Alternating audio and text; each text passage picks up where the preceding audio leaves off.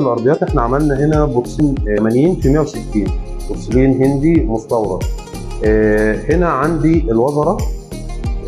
الوزره طبعا عملنا وزره اضاءه في الريسبشن كله.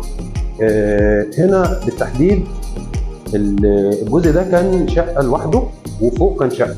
احنا فتحنا وعملنا اللبس ودخلنا الجزء اللي فوق مع الجزء اللي تحت. هنا احنا اعتمدنا على الشغل عندنا على الانخفاض في الاضاءه، جبسون بورد في السقف زي ما حضراتكم شايفين فيلات.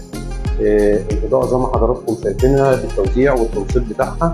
الحوائط اشتغلنا على التجاليد الخشبيه، ده خشب مش بديل خشب. التجاليد هنا احنا اشتغلنا عليها خشب، ده قشره. وقصدنا ان احنا هنا برضو في تجليده هنا تاني، حبينا ان احنا يعني تكون قريبه من اللون بتاع الحوائط.